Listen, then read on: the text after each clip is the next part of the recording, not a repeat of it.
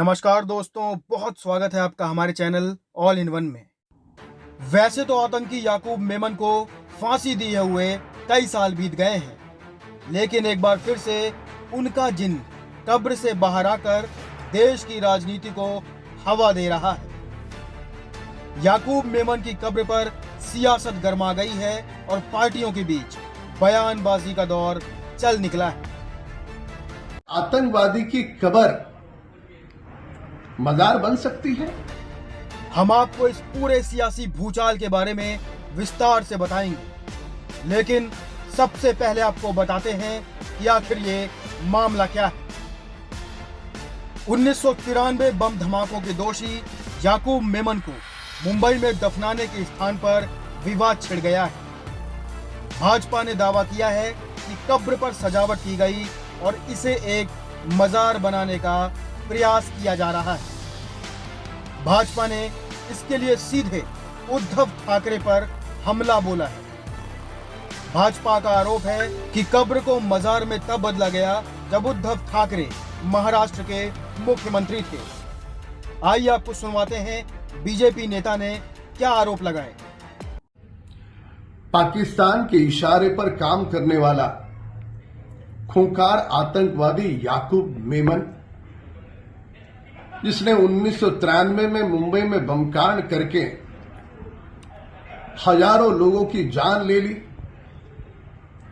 क्या ऐसे आतंकवादी की कब्र मजार बन सकती है? इसी मुंबई शहर में जब उद्धव ठाकरे मुख्यमंत्री थे, उनके साथ राहुल गांधी का दल और शरद पवार जी का दल सत्ता साझा कर रहा था। उनके अगुवाई में यह कब्र मजार बन गई। उसे मार्बल लगाया गया, चारों ओर से एलईडी लाइट लगाई गई, सिक्योरिटी रखी गई। हमारा दुश्मन मुल्क पाकिस्तान वो मुंबई में बमकांड कराए याकूब मेमन उसका आरोपी है। उसकी कब्र जब मजार बन रही थी तो उद्धव ठाकरे खामोश क्यों थे?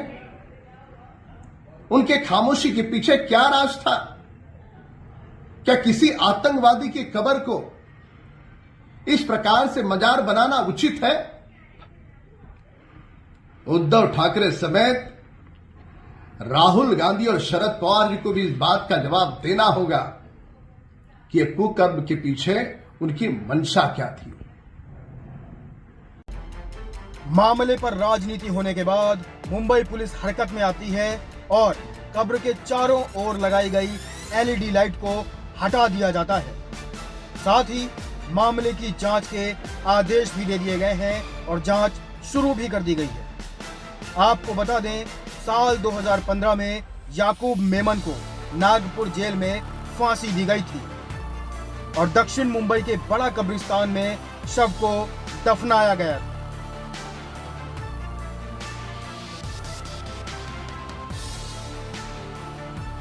पुलिस के मुताबिक शब बारात के मौके पर बड़ा कब्रिस्तान में हेलोजन लाइट लगाई गई और उसके बाद उनको हटा दिया गया। याकूब मेमन की कब्र के चारों ओर संगमरमर की टाइल्स 3 साल पहले लगाई गई थी। उन्होंने कहा, इस जगह पर 13 और भी कब्र मौजूद हैं। याकूब मेमन की कब्र के मामले में राजनीति भी गर्म आ गई है और बीजेपी ने उद्धव ठाकरे को आड़े हाथों लिया है।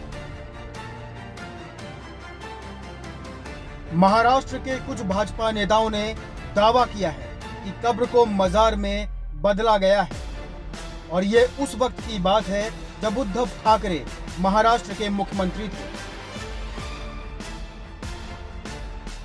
दूसरी तरफ उद्धव ठाकरे की शिवसेना ने काउंटर अटैक करते हुए सत्ता पक्ष और बीजेपी पर बड़ा हमला बोला है।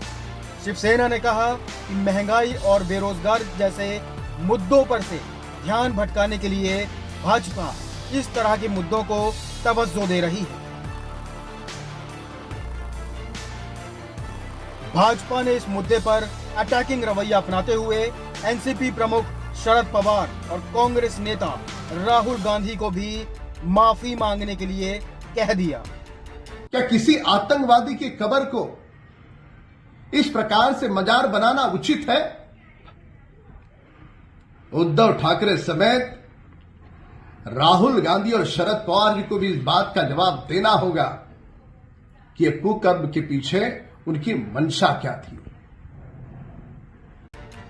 याकूब मेमन की फांसी को भले ही कई साल बीत गए हों, लेकिन आज भी उनका जिन्न कब्र से बाहर निकल रहा है और इस जिन्न ने अब भारतीय राजनीति में भूचाल ला दिया है। हालांकि इन सब के बीच हम ये सवाल उठाना चाहते हैं कि क्या हमारे देश में ऐसे भी लोग हो सकते हैं जो किसी आतंकी की कब्र को सजा सकते हैं? अगर ऐसे हो भी सकते हैं तो क्या कोई भी इसके खिलाफ कुछ बोल नहीं सकता? क्यों किसी ने इसके खिलाफ आज तक या अब तक आवाज नहीं उठाई?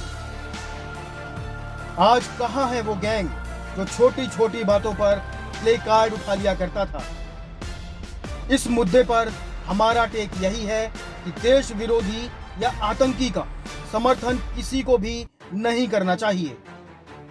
अगर कोई इस तरह की गतिविधि में शामिल होता है तो उनके खिलाफ कड़ी से कड़ी कार्रवाई करनी चाहिए। तो दोस्तों, आज की वीडियो में बस इतना ही। आपसे मुलाकात होगी एक नई वीडियो में। आप हमारी वीडियो को लाइक और चैनल को सब्सक्राइब करना बिल्कुल ना भूलें। कमेंट करके ये बताएं कि याकूब मेमन जैसे आतंकी की कब्र को सजाने वालों को सजा मिलनी चाहिए या नहीं। आप सब अपना बहुत ख्याल रखिए। हमारे चैनल में मुद्दा उठेगा वो जो कहेगा आपका मन। देखते रहिए ऑल इन वन। धन्यवाद दोस्तों।